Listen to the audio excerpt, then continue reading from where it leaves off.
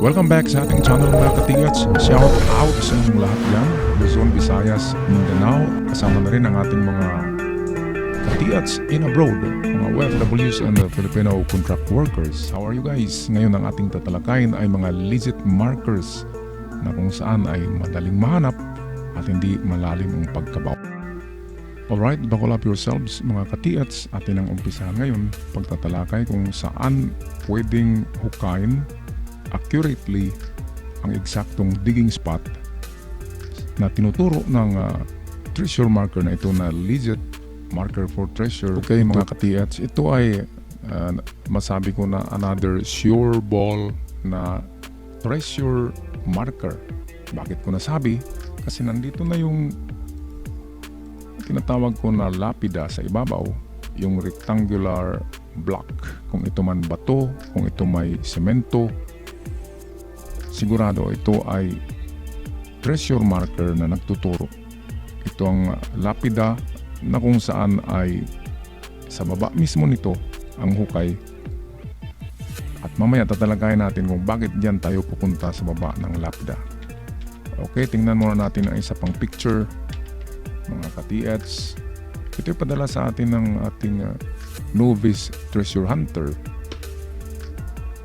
At bago siya maghukay ay kanya muna itong pa-analyze sa atin para accurate ang kanyang digging spot. Okay, so atin kilatisin ito ng close-up. Ito guys ay ginawa talaga ito na carving. Yung circle na yan, circle line yan. At sa tagal ng panahon mayroon ng lumalim dito na portion. Ito mga lumalim na, pero ang original niyan kung napansin nyo ay ito. Ayan ang ganyan ang original line, which is meron siyang dot sa gitna. Ang circle na may dot sa gitna, yan ay treasure under the rock or treasure on the spot. Kaya hindi na tayo lalayo pa ng ilang metro galing diyan, it's treasure under or treasure on the spot. Okay, so ngayon, atin umpisahan ito.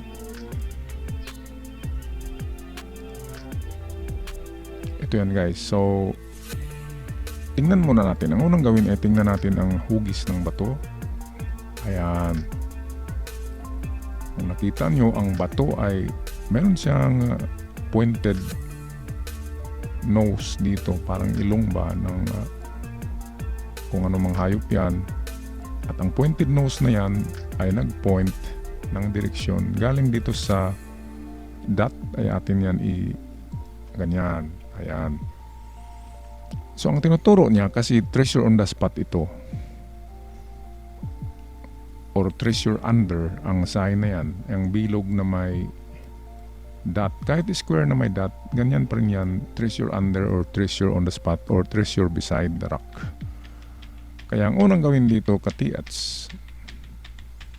ay kuha ka muna ng martilyo. Kasi kung napansin nyo ito ay parang umumbok siya. Ito tingnan nyo, yung likod parang nakaganyan. Minsan kasi ang mga semento sa tagal ng panahon ay nilulumot yan at hindi natin mahalata na semento pala yan. Kaya ang gawin dyan ay ito muna ang pukpukin nyo yan ng martilyo kapag medyo hollow rock ang kanyang tunog. Okay, diyan muna mag-umpisa pagbutas sa itong nakaumbok na portion ng bato na yan. Kasi minsan merong mga palaman na isang bareta ang mga ganyan. Tinatawag yun na giveaway. Kaya ito ang ating una na tingnan, itong nakaumbok diyan. Ngayon ang pangalawa ay oops, bakit nandito yan? That is perfect rectangular concrete box. Kung yan may konkrito, yan ay ang concrete box. Okay, at pangalawang tingnan din, using your martilyo ay ito. Pukpukin din ito. At kapag tunog yan na semento, hindi yan bato, ibig sabihin kung yan ay concrete, mayroong laman yan kasi makapal siya. Ayan. Ang lapida naman ay 3 inches lang ang to 4 inches ang kapal, pero ito ay sumobra na yan, mga 1 foot yata yan. So kandidato yan para maging concrete box. Kaya pwedeng may laman din ang rectangular box na ito na gawa sa semento o gawa ba yan sa bato. So yan ang ating pangalawang tingnan, ito yung una. Ngayon, bago tayo maghukay, okay, tapos na tayo sa pag-inspection sa dalawang ito. Ngayon, kung walang laman yan, oras na para maghukay tayo. Okay, so sa picture na ito, ating tingnan ang iba pang sign na magtuturo ng digging spot. Alright, so ito guys, ang dot at may linya. Kapag line and then may dot sa hulihan, nakaganyan yan, yan ay mga direksyon na kung saan papuntang kaliwa. Okay, so ang punteriya niyan ay kaliwa, at kung ang dot naman ay nasa kaliwa and then ang line ay nasa kanan, ang direksyon niyan ay papunta rin sa kanan. So ganyan lang ang palagi tandaan. So ito, ang direksyon niya ay papunta dito. Pero sa tingin ko ang tinuturo niyan ay itong rectangular box. Ito ang tinuturo niya, ito. Okay, at kung hindi man yan ang tinuturo, kung itong portion man dito, ngayon ang gawin natin ay lakihan natin ang hukay dyan times 2 sa laki sa lapida. So ganito ang hukay natin dyan, pa-square, sa lalim na 2 feet. Ayan. So 1 meter mahigit ang sukat nito guys. Pwede nyong i-square yan, pwedeng 2 meters by 2 meters para malaki ang hukay, para siguradong tatamaan ang item. Kasi kung ating i-demonstrate, kung ganito lang ang hukay nyo, 1 meter by 1 meter, ayan, so yan ang ginawa nyo, maliit lang kasi nagtipid kayo sa pagod. Okay, ngayon kung ang item ay offset, nakabaon siya sa kaliwa sa gilid ng tunnel, ayan, so hanggang 4 meters nagukay tayo dyan, pero hindi natin natamaan kasi nandito nga sa gilid. Kaya kung malaki ang opening ng ating digging hole, ganyan na yan kalaki, ayan, so tatamaan yung box. Yan nga yung ginawa ng ating mga katiyats na nakakuha ng yung replika ng mga The Golden Buddha, yung number 8 na mga bato na hugis, kasi malaki ang kanilang open cut sa lupa. Kaya natumbok nila yung mga kahoy, mga latang daon, black soil at mga seashells. Kaya ganun din ang gawin nyo guys, kasi ito'y legit marker. Gawa talaga ito. Ito, yan ang napaka-legit niyan. Mayroon pang dot yan sa gitna. Ibig sabihin, treasure under, pwedeng ito na under ang ibig sabihin niya. Okay, so ito yung ating unang hukay. Ano bang lalim niyan? Okay, hanggang 3 meters lang tayo dyan. Pag wala kayong makita sa 3 meters na mga bagay na gawa ng tao, katulad na rin ng mga seashells, ng mga dahon na tumigas na, nagiging fibers na lang, at mga uling at mga lata na mga hardwood na putol-putol, pag mga ganyan, mga ceramics, yan na ang oras para magpatuloy pa tayo hanggang sa lalim na 5 meters. Huwag kayong sumuko. 5 meters, okay pa yan. Pwede pang walang timber yan, vertical tunnel. So pwedeng hanggang dito tayo. Ngayon, punta tayo guys sa pangalawang digging spot. Saan nga bang digging spot na pangalawa? Tingnan natin itong treasure under na nakalagay dito. At saka yung ilong niya na parang may bibig, nagaganyan. Ngayon ay pwedeng ang treasure ay kung ganito yan ang lupa, Pwedeng ang treasure ay drifting pag ganyan sa baba niya. Ayan.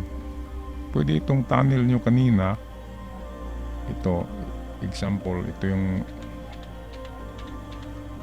ang tunnel nyo kanina, kulayan natin ng blue. Ito yung tunnel nyo kanina, nagaganyan yan. Ngayon hindi tayo nakarating doon sa ilalim ng bato. Mismo, kung ito yung bato, nagaganyan, mag-drifting na lang tayo dito. Ayan, para ma-minimize natin ang labor sa paghukay. Ito, nagaganyan tayo, nag-L. Galing dito, mag-L tayo dyan.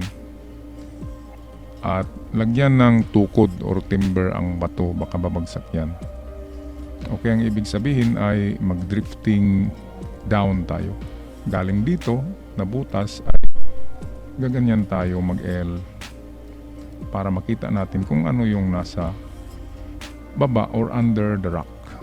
Yan pa rin ay sa lalim na 2 to 3 meters. Okay, ang lalim ng drifting, okay, galing dito guys, 2 or 3 meters bago tayo mag-L.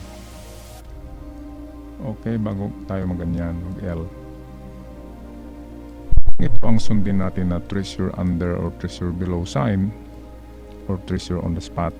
Ngunit dahil ang kanyang ilong, kung tingnan natin dito guys, ang kanyang nose talaga yan ay nakapoint yan sa, kunin natin itong gitna ng circle at itama natin dito sa nose. Ito talaga na portion dito ang tinuturo niya. So ang hukay natin kanina ay ganito kalaki. Ayan, dapat ganyan, times 2 ang laki ng bato. Para kung ano man ang nandito ay matamaan yan, pwedeng lakihan kunti. Ayan. Okay, at hindi na tayo pupunta guys sa malayo kasi yan ay treasure on the spot. Hindi na tayo mag 357 kasi nandito na yung lapida. Ang lapida ay, okay, ito yung example natin ng, ito naman ay concrete lapida ito. Sa ibabaw to ng lupa. Kung makita nyo, ang kapal niyan ay 3 to 4 inches. Itong kapal niya dito at karamihan niyan ay 2 feet. 2 feet itong dito by 1.5 feet. 1.5 feet itong dito na side. Ngayon, kung merong lapida dyan ay para malaman ang lalim ng lapida ng hukayin dito sa kanyang baba ay i-multiply lang itong mga side 1 times 2, so 2 meters at merong 1/2, so magiging 3 meters ang lalim niya. Okay, so ganun din doon sa itong bato ito guys. So ganun din dito guys, kung ito ay sabihin natin na 2 by 3 feet. So kung yan ay 2 by 3 feet, ibig sabihin ay 2 times 3, we have 6 meters deep. Okay, yan kasi ang mga pag-decode ng lalim kung lapida ang marker. Okay, so kung ito ang surface ng lupa, ayan.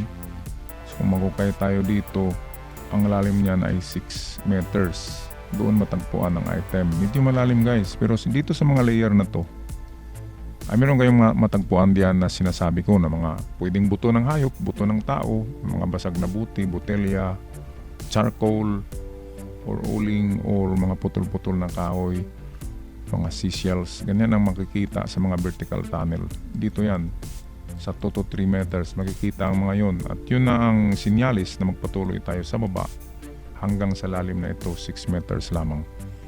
Diyan sa lapida, huwag kalimutan lakihan lang ang hukay sa front kasi itong ilong ay dito siya nagtuturo na banda, so pwedeng malaki ang hukay.